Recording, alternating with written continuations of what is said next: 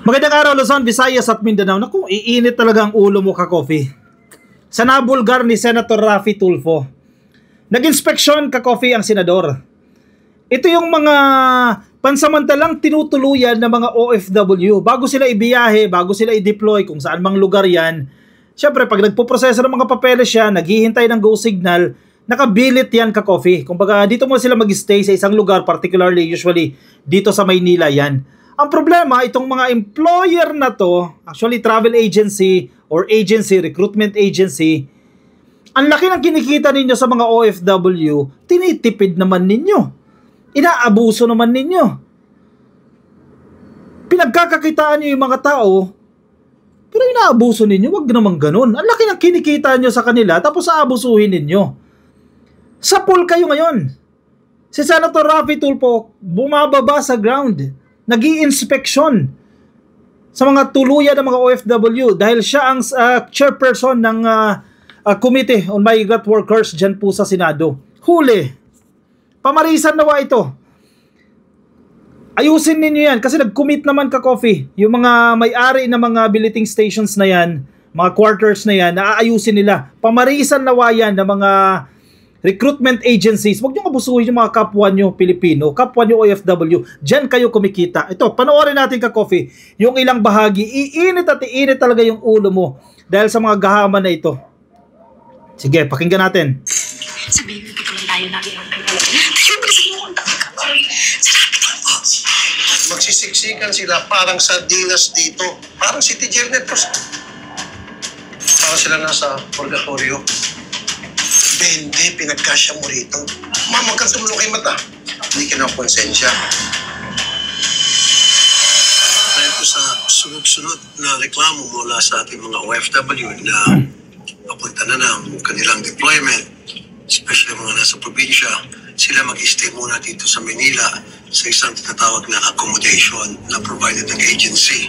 Maraming mga reklamo na sinisira ang gate paggabi, hindi na maganda yung sitwasyon nila, yung kwarto nila, wala raw kama, sa side lang sila umiika, wala raw maayos na kubeta, walang locker, marumi, etc.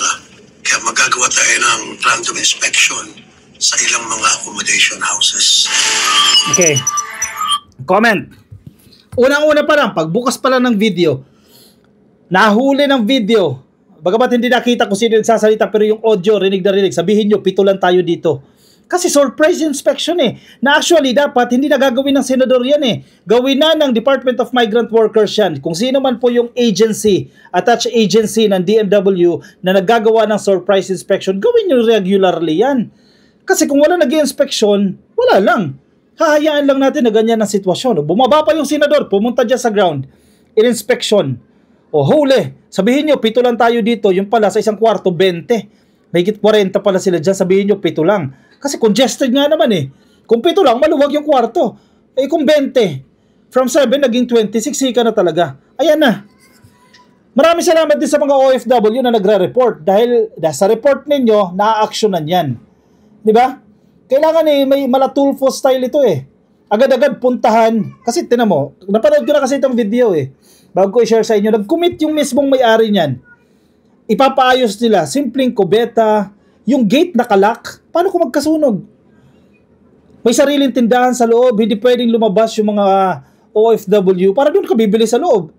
Iba'y policy pala ng gobyerno, dapat ang magbibigay ng magpagkain, yung agency. Pinagkakitaan pa yung mga OFW bago lumipad. Ipinangutang na nga nila yung pang-placement nila. Ipinangutang na nila yung mga gastos nila para makaalis ng ibang bansa. Inabuso pa. Nako. Hindi pwede kay Raffy Tulfo yan. O sa pool kayo ngayon, nag-inspeksyon. O saan ito? Sa Bago Bantay. Saan ba yung Bago Bantay?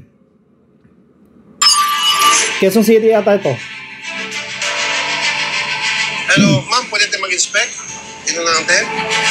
Yan, dapat surprise. Ma'am, ito po para sa kapakanan nyo ito kasi nakakatanggap kami ng reklamo na hindi rumayos yung accommodation. So gumagawa kami ng random inspection. Ito po sa gabi, dapat wala po itong kandado. Yes po. Dapat hindi itong padlock. In case of emergency, correct, pwede silang tumakas. Kasi siguro kaya kinakandado, akala nila tumakas. Ibig sabihin, pag tumakas yung OFW natin, ibig sabihin may problema. Ito ba yung siya? Walang tao dyan? Wala po, sir. Walang pinto. Kung paliguan, saan yung shower? Dito lang po, sir. May Hindi pwede. See? Tulad nito, tabo-tabo. Bakit tabo-tabo? Dapat may shower.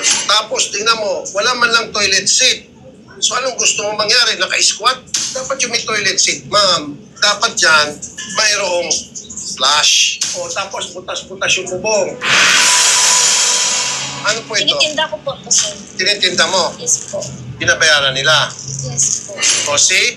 Dyan tayo eh. Kaya niya kinakandado. Baka mas mahal pa. Pinto para one-stop shop na siya rito. Lahat ng mga kailangan bibilin sa kanya. Nagdinegosyo pa siya. Walang karapatan na OFW lumabas para bilhin yung necessity. According po sa ating memorandum circular, kailangan po meron tayong pinaprovide na food. So, dapat po wala pong bayad yung para sa ating mga... Okay. Yung punto ni ma'am, si ma'am official ito ng gobyerno. May memorandum circular na dapat yung agency na yan, kayo mag-provide ng pagkain sa mga nakikinig sa ating OFW nasa ganyang sitwasyon. I-demand ninyo, may memorandum circular, harapin ninyo, nasa internet yan. Dapat sagot nyo yung pagkain namin. Kaso pinagkakitaan pa, bawal ka pa lumabas. Baka mahal pa yan, baka yung cup noodles dyan, 100. Mala eroplano yung presyo. Samantala kung lalabas ka, magkano lang yan? 27, 25. Bawal ka nga lumabas eh. Sa gabi, kinakandado. Yung simpleng kubeta, yes, acceptable mo pa. Sige, matanggap mo pa, tabo yung ginagamit. Dahil marami sa atin nakatabo pa rin naman. Sige, walang shower, tabo pa rin yung ginagamit. Pero, butas yung bubong. Hindi maayos yung cover. Open eh. May sinasabi dito si Senator Raffy Tulfo, gumamit lang yan ng telescope, mas nabosohan na ang mga babae, puro babae pa yung nandiyan. Walang pintuan, mamaya biglang pumasok yung may-ari, walang pintuan yung kubeta eh. Hindi nakita na yung gumagamit doon sa kubeta. Simple lang yan ka-coffee, simple, hindi ka gagastos ng malaki dyan. Pero ito, abusado itong mga kumpanya na ito, itong agency na yan, pinagkakapirahan ninyo, ayaw nyo naman tratuhin ng maayos. Diba? Malamang sa malamang, maraming charges pa yan bago umalis. Ito yung mga kinakailangan ninyong bayaran. Tapos na makaalis na kayo, may monthly deduction pa yan. Tapos ganyan yung sitwasyon. May memorandum circular. Ang problema, actually may fault din ng gobyerno dito. Kung sino man yung assign dyan, kung anong government agency yan, huwag nyo nang hintayin na si Senator Raffy Tulfo pa yung mag-iikot sa mga agency na yan. Kulang kayo sa tao, mag-hire kayo na magkakandak ng surprise inspection. Yung hindi masusuhulan. Kasi kung nasusuhulan yan, let's say previous administration halimbawa, o sige mag-inspect yan, o ito 1,000, wag mo nang inspect, o bigyan mo na kami ng magandang assessment, o magandang report, o ikot na naman, o ito, wag mo nang pansinin yung CR namin na madumi, at hindi maganda, o sige ito 1,000, mahina pa 1,000. Kinasanayan na kasi yan. O sinong nagsasuffer, mga OFW, paano kung nasunog yan? Nakakandado lahat, nakanino yung susi, nasa may-ari, hindi na nakalabas yan. Gated eh. Yung mga bintana, may mga bakal. Kawawang OFW, hindi pa nakakaalis ng bansa, inabuso na. Ako po. OFW na nakita sa inyong facility. Ito pong pagkain na ito ay provided sa kanila or binibili po nila? Binibili po. Nakita mo na, na walang shower. Siya ito yung may-ari. Kasi po tabo ang ginagawa. Kaya nga, bawal yan. Tapos walang flush. So, kailangan bubuhos. So, yung bahay mo ba may flush o buhos-buhos? Oo. Kung meron palang flush yung toilet ng bahay mo, bakit itong mga OFWs natin, mga kliyente mo, na pinagkakitaan ninyo, bakit walang flush? Kasi po yung nangyayari po, pag may flush po, napapabayaan po tuloy-tuloy yung tubig. Hindi. Di magkuha ka ng maintenance na i-repair. So kung anong meron ka sa bahay mo, yun din dapat ang meron sa mga kliyente mo. Yun ang dahilan kung bakit ka may magandang bahay, may magandang toilet, may magandang shower. Dahil sa kanila. Ano po ito dito, sir? CR din po, additional na CR po. Okay. Pero ba, kortina lang ang gamit? Dito mo, sir, walang toilet seat, walang flush. For the convenience po of your client, Sige po, dapat yung may flush. Tapos butas pa yan. O pwede silang mapusuhan dito. May pinto ba ito? Apo. Kasi po babae lang po dito eh. Kahit na, sir, so walang pinto, o kita dito, lagyan mo ng pinto. Kasi kung walang pinto, kita mo open o screen. O paano kung may mga may teleskopyo doon, pati teleskopyo sila habang naliligo dito, pagpipiestahan sila. Apo, sige. Payag ka ba, sir, na ito ba gagawin mo sa mga anak mong dalaga? Sorry po. Papaayos ko na po. Wala akong problema. Sa mga anak mong babae, siyempre mo gagawin ito siya, di ba?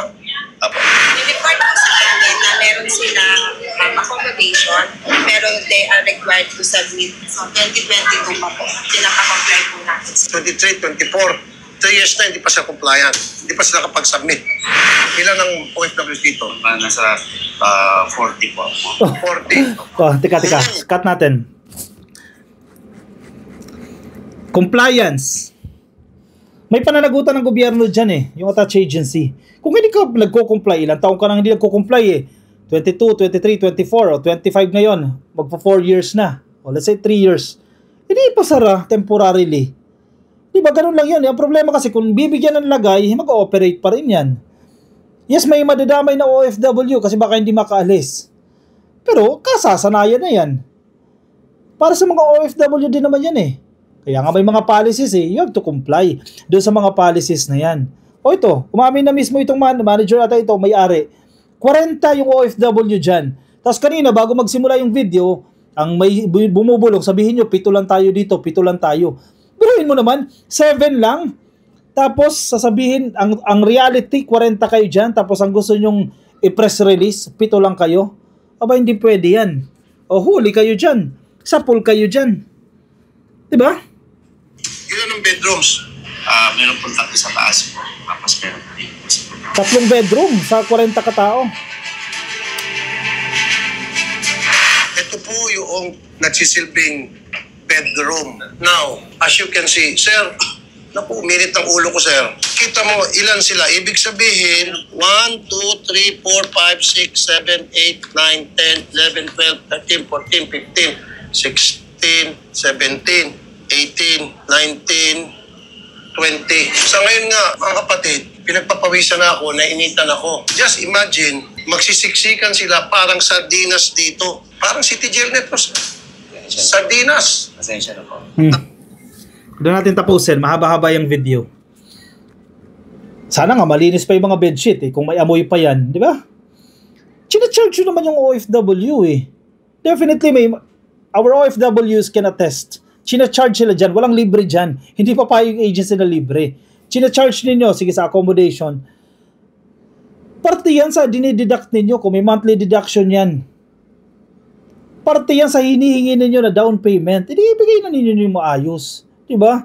Pag-construct kayo ng double deck na mas maayos-ayos. Magpalagay kayo ng air condition. Diba? I-charge ninyo sa OFW. Total, china-charge nyo na eh. Ipagamit ninyo. Bigyan naman ninyo ng dangal. Bigyan nyo ng magandang sitwasyon. Comfort, convenience sa mga OFW. In the first place, sila pinagkakakitaan ninyo. Kumikita kayo dyan. Once na ma-deploy ninyo yan, kumikita. Ang laki ng kinikita ninyo, nakatali sila sa inyo. Di ba? Ilang taon sila nakatali sa inyo? 6 months, 18 months, o 2 years, nakatali sa inyo. Every month may kinikita kayo sa kanila. Di ba? Tapos yan, bago nyo paalisin, ganyan yung sitwasyon. In fairness naman, to be fair dito sa may-ari ba yan o manager ng billeting station na ito, ay papaayos daw naman nila. Sana, sir, di ba? Ipaayos ninyo. At sana, yung mga ganyan pa, mga billeting stations o mga quarters na mga OFW na i-deploy pa lang, sana matakot kayo, di ba? Pamarisan ninyo. Huwag nyo nang hintayin na dumating pa dyan si Senator Raffy Tulfo at mapahiya pa kayo. Mga surprise visit pa dyan ng senador, di ba? Pero sana din yung nasa gobyerno, kung sino man yung tanggapan ng DMW, gawin ninyo yung trabaho ninyo diligently. Di ba? Mag-ikot kayo. Inspect ninyo. Tingnan ninyo yung kapakanan ng ating mga kababayan. Kasi in the first place, yan din ang trabaho ninyo. Diba? Thank you, Senator Raffy Tulfo. Birthday niya ngayon. Happy birthday pala, ka-coffee. Tama ba? Ngayon, yes. Birthday ni Senator Raffy Tulfo ngayon. Ngayon po ay March 12, 2025. Okay, correct. Ngayon nga. Oh, maligayang karawan, Idol Raffy Tulfo. Oy, happy birthday. Happy birthday, Senator Raffy Tulfo. Maraming salamat po sa inyong suporta. At suporta sa ating mga OFW, lalo na ka-coffee, yung kanyang mga ginagawa para sa kapakanan ng mga seafarers, mga domestic helpers, house help ka-coffee, at yung mga kababayan natin na OFW kahit papaano, no, sa pag-iikot-ikot niya sa mga ibahada, tinitingnan yung mga bahay kalinga, tuluyan ng mga ating mga OFW, and even bago pa sila umalis dito sa Pilipinas. Maraming salamat, Senator Raffy Tulfo, and happy birthday po sa inyo. O siya ka-coffee, baka may komento kayo, opinion, reaction, i-comment po yan dyan sa ating comment section. But di pa naka-follow, like, and subscribe, madali lang ka-coffee, libre yan. Like, follow sa Facebook, subscribe sa YouTube, and hit the notification icon para updated kayo once na may mga bago tayong upload. Maraming salamat sa mga sumama ka-coffee. Ingat po kayo, nasan man po kayong panig ng daigdig. Bye-bye. See you in my next video.